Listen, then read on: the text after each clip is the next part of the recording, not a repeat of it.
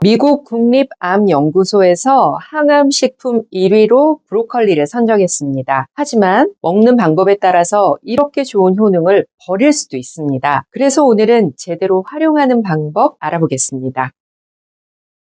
브로콜리에는 여러 가지 항암 성분이 들어있지만 결정적인 건 설포라판이라는 성분입니다. 설포라판은 브로콜리를 잘랐을 때 세포벽이 깨지면서 만들어지거든요. 그러니까 세척하고 자른 후 1시간 정도 후에 조리하는 게 좋습니다. 브로콜리의 세척 방법은 난이도가 좀 있는 편이니까 잠시 후에 말씀드리겠습니다. 우선 잘 씻은 다음 날것으로 먹어도 됩니다. 생으로 먹으면 브로콜리 특유의 설포라페인을 가장 잘 흡수할 수 있습니다. 하지만 맛이 없어서 쉽지가 않죠. 풀 뜯어 먹는 맛이잖아요. 그래서 조리를 하게 되는데 단순할수록 영양소 파괴도 줄어듭니다. 조리할 때 중요한 팁이 있습니다. 대부분 물에 넣어서 데쳐서 먹는데 이러면 항암 효과 다 사라집니다.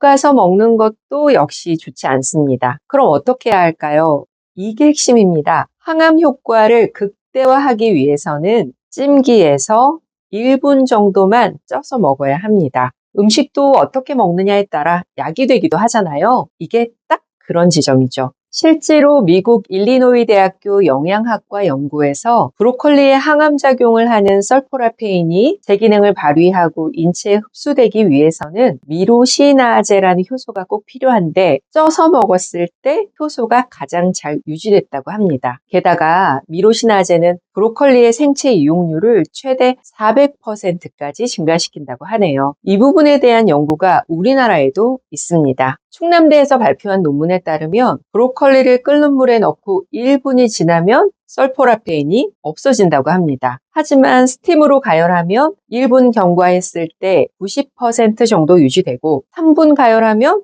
10%만 남고 10분을 가열하면 다 사라졌다고 하네요. 그러니까 기억하세요. 항암 효과를 극대화하기 위해서는 브로콜리는 찜기에서 1분만 찌는 걸로. 근데 조리하다 보면 시간도 넘기게 되고 볶음밥에 브로콜리를 넣기도 하잖아요. 그럼 소용없는 걸까요? 그건 아닙니다. 설포라페인이 브로콜리의 중요 성분이긴 하지만 그게 전부는 아니잖아요. 이게 영양제와 식품의 차이점이죠. 브로콜리 안에는 가열하거나 끓여도 사라지지 않은 다른 영양소들이 많습니다. 상황에 따라, 기분에 따라 요리하실 때 편하게 이용하시면 됩니다. 한 가지 예를 들면 십자화과 채소의 대표 항암 성분인 글루코시놀레이트는 끓여도 없어지지 않습니다. 자, 이제 브로콜리 제대로 세척해 볼까요? 브로콜리를 흐르는 물에 씻어보면 송이가 너무 빽빽해서 물이 밖으로 튕겨나갑니다. 그때마다 이게 씻긴 건지 아닌 건지 찜찜하죠. 실제로 브로콜리의 빽빽한 꽃봉오리는 벌레들이 숨어들기 좋은 공간이라고 합니다. 가장 흔한 배추 좀나방의 유충은 크기도 작고 색깔도 비슷해서 발견하기 쉽지 않습니다. 이런 브로콜리를 제대로 씻는 방법은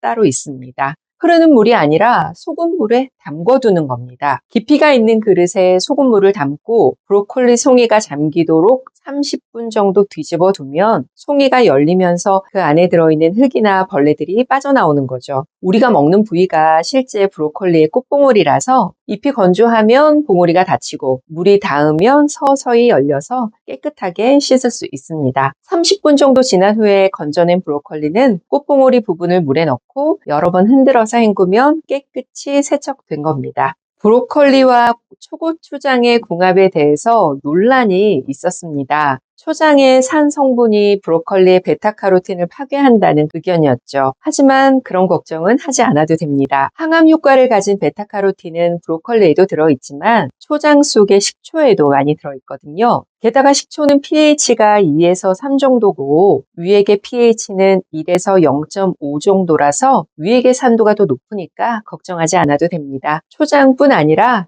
여러 가지 드레싱과 함께 브로콜리를 자주 드시는 게 더 중요합니다. 브로콜리를 그냥 쪄서 식탁에 두면 식구들이 거의 손을 대지 않을 겁니다. 불고기든 볶음밥이든 여러 음식에 같이 넣어 드시는 게 좋습니다. 콩기름이나 참기름 같은 기름과 함께 요리를 하게 되면 베타카로틴 흡수율이 높아집니다. 베타카로틴은 노화 방지뿐 아니라 항암 효과가 있는 지용성 비타민이거든요. 특히 브로콜리를 기름에 볶을 때 양파나 마늘과 함께 볶게 되면 바이러스 저항력을 높여주는 인터페론이 배로 올라갑니다. 면역력을 올려주는 조리법이 되는 거죠. 두부와 브로콜리에는 여성 호르몬과 비슷한 작용을 하는 플라보노이드가 들어있습니다. 그래서 안면 홍조, 불안, 수면장애 같은 갱년기 증상을 완화하는 데 도움이 됩니다. 육류나 어류, 달걀과 같이 먹게 되면 브로콜리에 부족한 단백질과 지방을 보완할 수 있어서 영양 균형 면에서 좋습니다. 피곤할 때 자주 드시기 바랍니다. 감기 초기에 대파의 총백 부분과 브로콜리를 함께 달여 먹으면 감기로 인한 두통과 오한 증상을 낮추는데 도움을 받을 수 있습니다. 브로콜리와 견과류의 조합은